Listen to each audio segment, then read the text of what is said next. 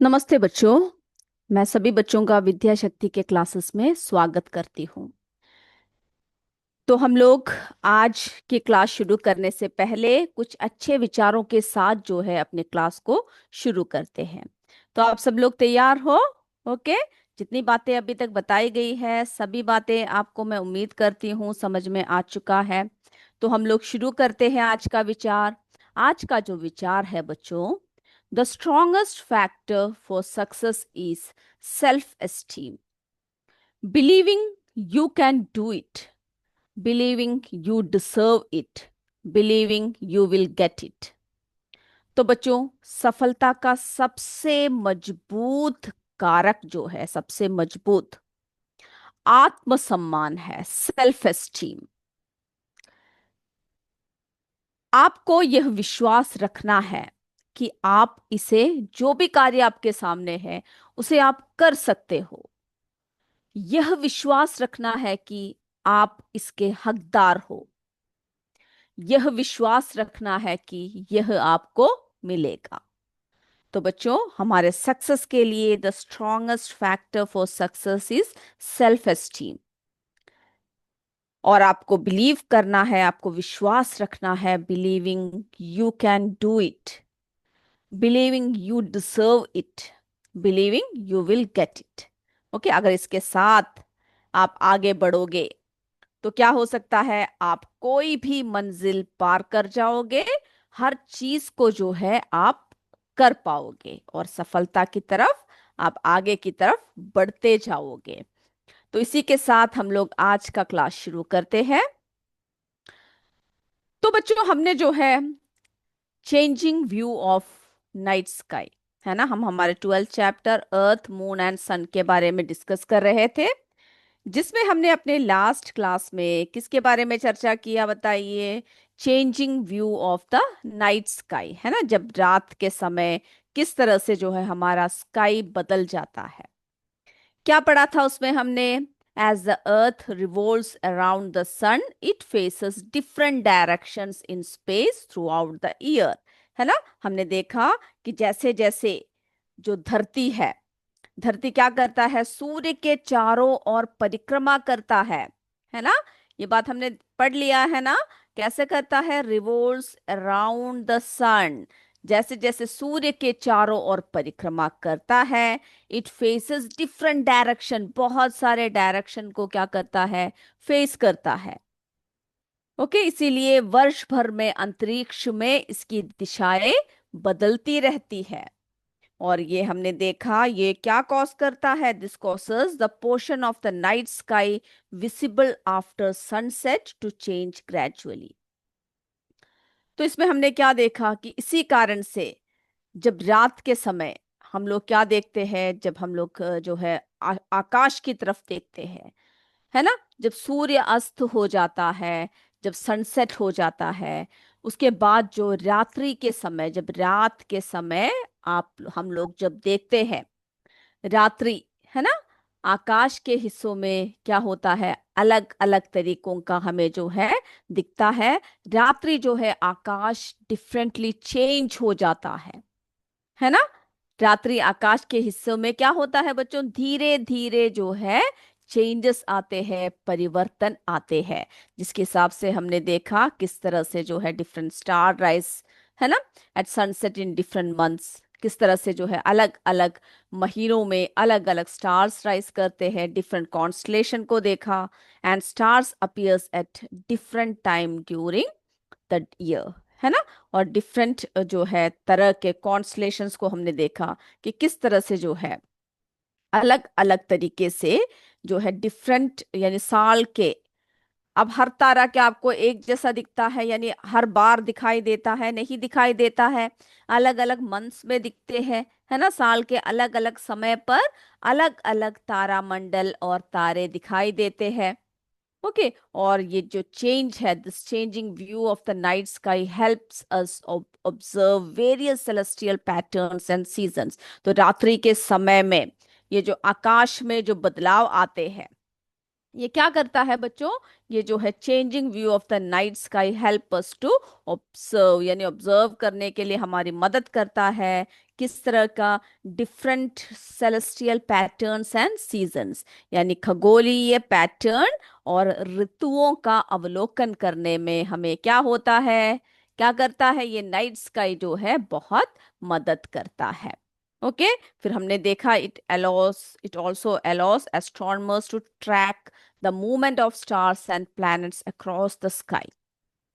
तो हमने ये भी देखा कि किस तरह से जो है एस्ट्रोनॉमर्स, है ना, जो हमारे क्या होते हैं, जो खगोलवादी होते हैं, ओके, खगोलवादियां क्या करते हैं? वो ट्रैक करते हैं, है ना, the movement of stars, stars के बारे में, प्लैनेट्स के बारे में सब जो है ट्रैक करते हैं, बताते हैं।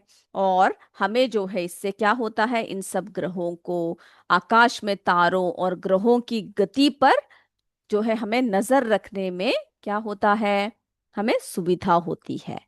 ओके, तो जब आकाश से हम लोग क्या करते हैं, जब आकाश से हम लोग विभिन्न जो है नजारे देखते हैं, तो कैसा दिखता है जो इमेज जो ले रहा है?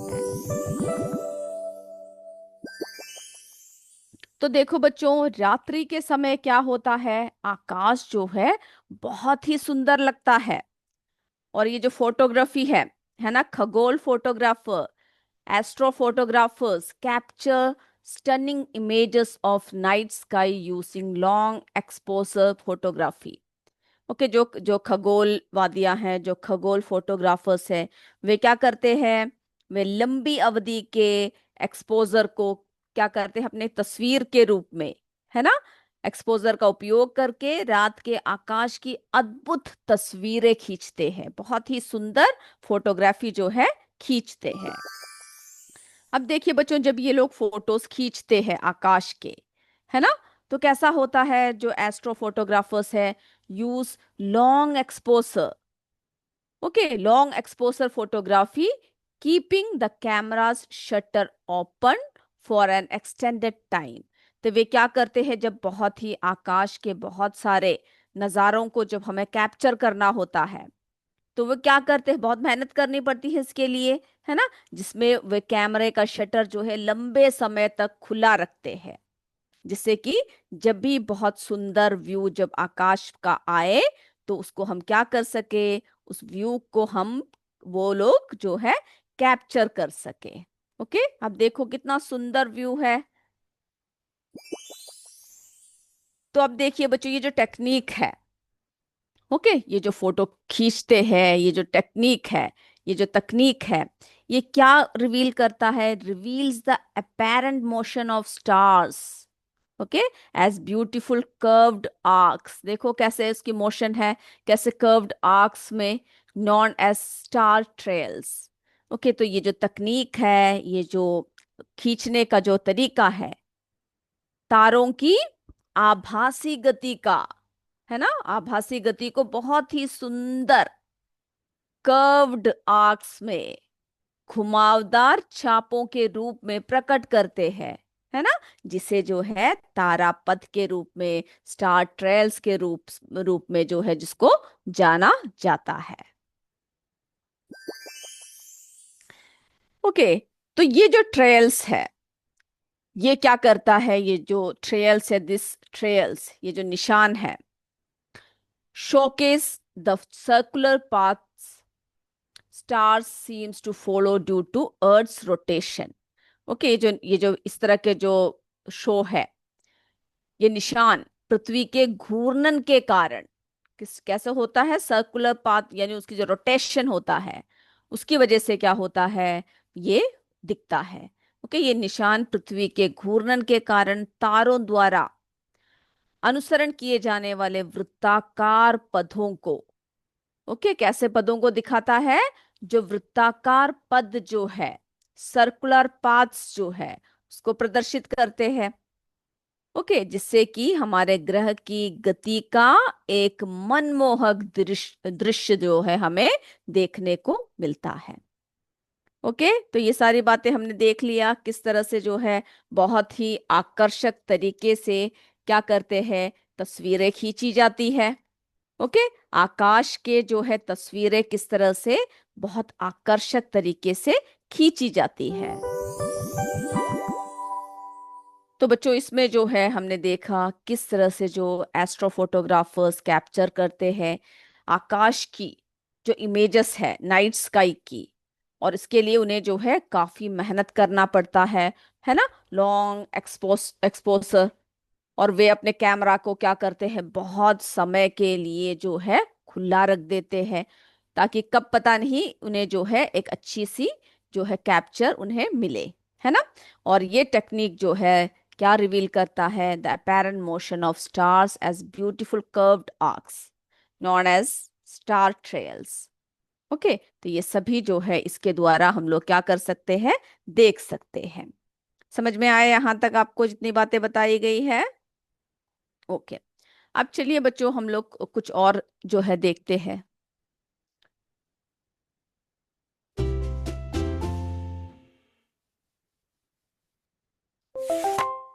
Okay, earth spins on its axis once for every कितने आवर्स में करता है बच्चों, 24 आवर्स में, है ना। चलिए अब दूसरा देखते हैं, दूसरा प्रश्न। The orbit of the earth is कैसा है, स्क्वायर है, रेक्टेंगल है, ओवल है, सर्कल है, ओवल रूप, है ना। ओके, और देखते हैं हम लोग। Dash divides the earth into two equal halves, क्या डिवाइड करता है, जी हाँ इक्वेटर, है ना, इक्वेटर जो है उसे डिवाइड करता है दो भागों में। The movement of the earth on its axis is called, क्या कहते हैं उसको, जो एक्सिस में जो वो करते हैं, ओके क्या कहते हैं बताइए, उसको जो है रोटेशन।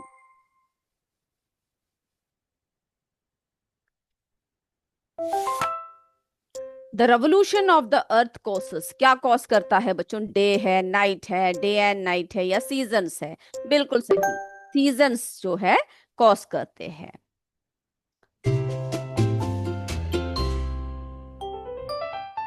तो हमने देखा कि किस तरह से जो है अर्थ, है ना, the movement of the earth on its axis is called rotation, किस तरह से जो है वो रोटेट करता है। ओके, फिर जो है the revolution of the earth causes, क्या कॉस करता है, जब अर्थ की जो रेवोल्यूशन होता है वो क्या कॉस करता है बच्चों, वो जो है सीजन्स, है ना, जिसकी वजह से जो है डिफरेंट सीजन्स होते हैं। ओके, जिसकी वजह से क्या होते हैं, बहुत सारे ऋतुएं जो है हमें देखने को मिलते हैं। फिर बताइए, जो अर्थ है, okay earth spins on its axis once for every कितने समय में करता है वो बताइए, जी हाँ 24 घंटों में, है ना, पृथ्वी अपनी धुरी पर एक बार कितनी इसमें घूमता है, 24 आवर्स में घूमता है। अगला देखिए, the orbit of the earth is, तो जो ऑर्बिट ऑफ द अर्थ है वो कैसा है बताइए, कौन सा शेप है, अंडाकार, यानी जो है ओवल रूप में है। अब पांचवा देखिए, फिफ्थ क्वेश्चन देखिए, dash divides the earth into two equal halves, क्या जो अर्थ को टू इक्वल हाफ्स में डिवाइड करते हैं बताइए, भूमध्य रेखा, है ना, इक्वेटर, तो पृथ्वी को दो बराबर हिस्सों में क्या करते हैं, विभाजित करते हैं। ओके, यहां तक आप लोगों को क्लियर हुआ इतनी बातें जो जो बताई गई है? यस, तो मेरे बच्चों ने जो है बहुत अच्छी तरीके से समझा जो जो अभी तक हमने आपको बातें बताया गया है। चलिए बच्चों, और भी हम क्या करेंगे, और भी जो है दिलचस्प बातें इसके बारे में सुनेंगे। अब देखिए और क्या फैसिनेटिंग फैक्ट्स है। आप लोगों ने जो है आर्यभट्टा के बारे में सुन रखा है, बताइए मुझे। ओके, तो एंशियंट इंडियन एस्ट्रोनॉमर्स, तो जो हम हमेशा बात करते हैं जो पहले के क्या थे, जो जमाने के, है ना, जो पहले के जमाने के कौन थे, ये एस्ट्रोनॉमर्स जो थे, और यानी हमारे प्राचीन काल से ही हमारे ग्रहों के बारे में सभी जो है क्या करते हैं, बहुत सारी जानकारियां हासिल कर रहे हैं, है ना, बहुत सारे रोचक तत्व हासिल करते हैं। तो ancient Indian astronomers including Aryabhatta, है ना, जब आर्यभट्टा की बात हम करते हैं तो उन्होंने जो है क्या नोटिस किया, he also noticed the daily apparent motion of the celestial objects. Okay, तो इन्होंने भी क्या किया, आकाश में हर चीज को नोट किया।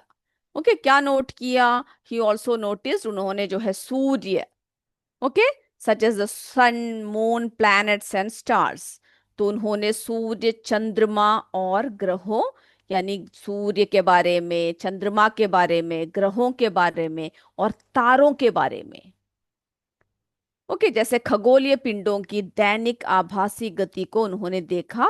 और उसके बारे में जो है उन्होंने क्या करने की कोशिश किया, बहुत सारे जो है ज्ञान इकट्ठा करने। जब भी हम कोई चीज को देखते हैं, हमारे अंदर क्या आता है बच्चों?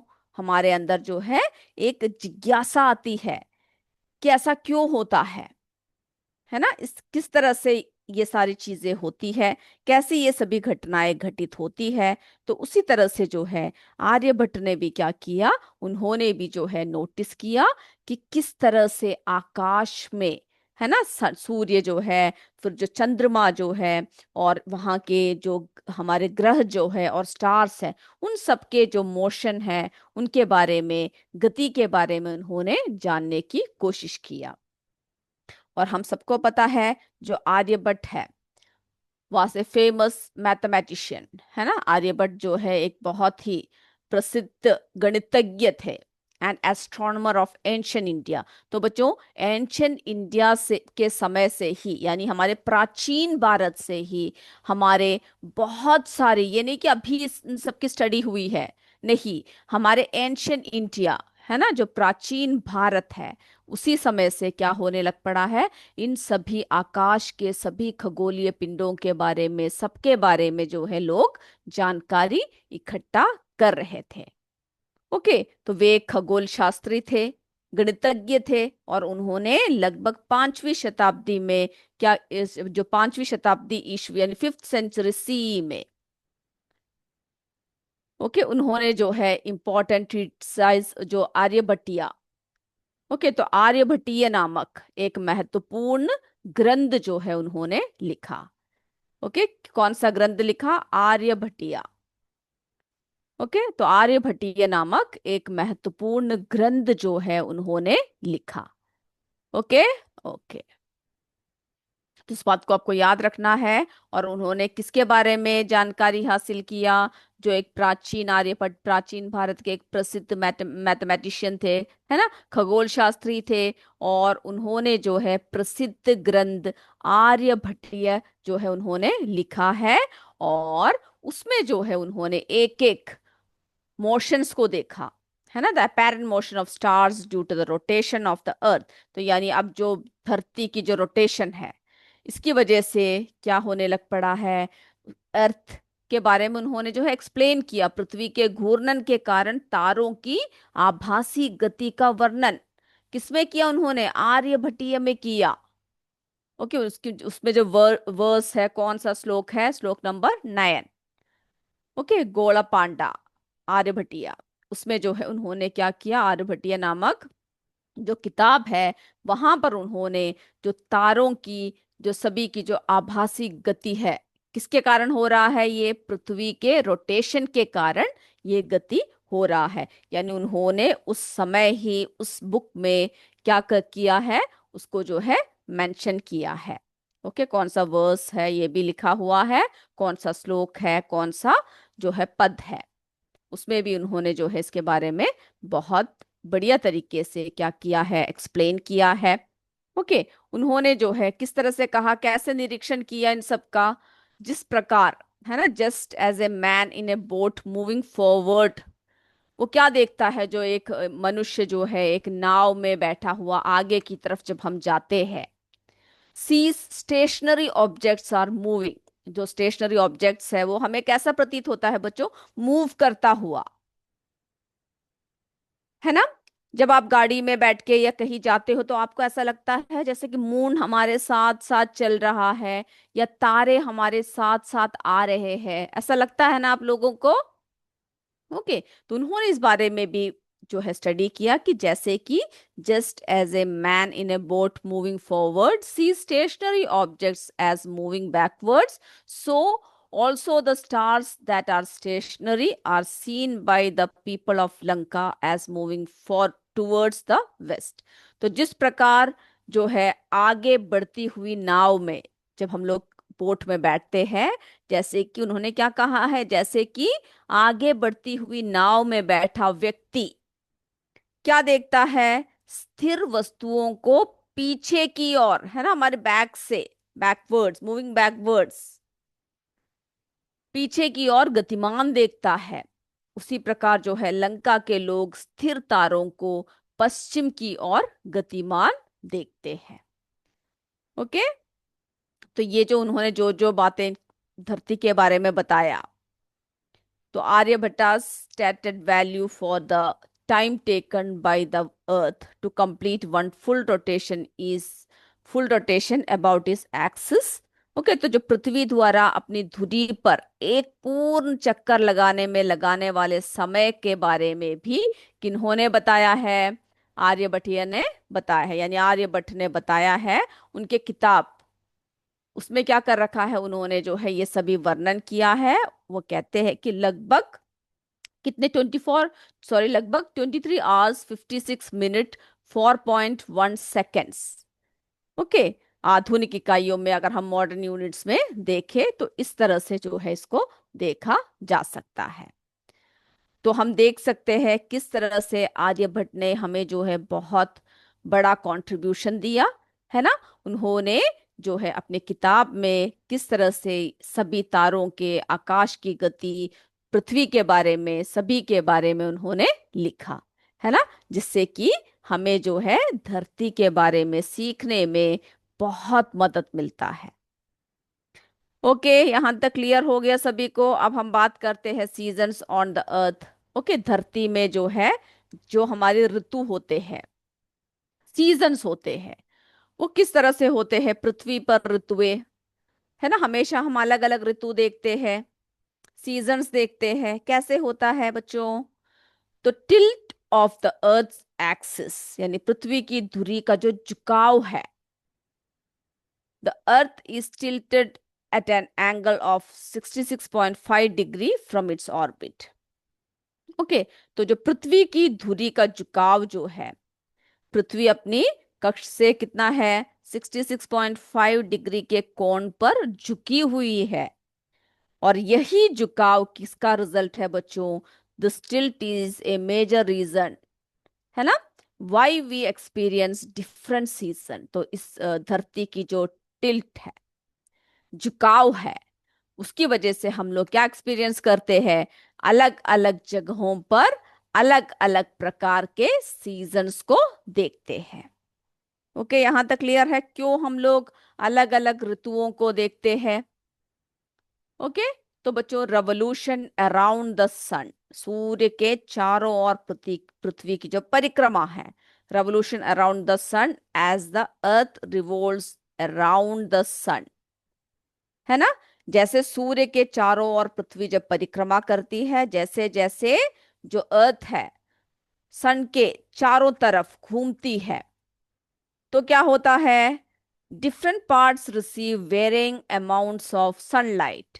तो अलग अलग विभिन्न भागों के जो लोग हैं, या विभिन्न भाग जो है धरती का, वो क्या होता है, अलग अलग तरीके से, डिफरेंट, है ना, यानी जो है varying amount of sunlight during the year. तो यानी पूरे साल में अलग अलग तरीके से सभी जो है सनलाइट हर जगह पर पड़ता है।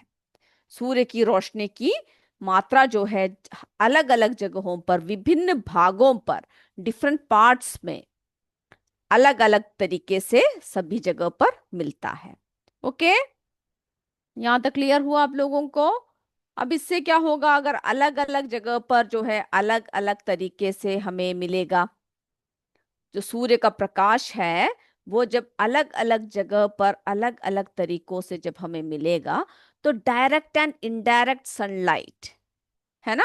कई जगह पर कैसा सनलाइट होता है, बिल्कुल प्रत्यक्ष रूप से, कई जगह पर अप्रत्यक्ष रूप से, डायरेक्ट भी होता है और इनडायरेक्ट भी होता है। डायरेक्ट और इनडायरेक्ट क्या है बच्चों, सनलाइट जो हमें मिलता है, when the northern hemisphere tilts towards the sun, जब नॉर्दर्न हेमिस्फीयर जो है सन की तरफ टिल्ट करता है, it gets direct sunlight and experiences summer.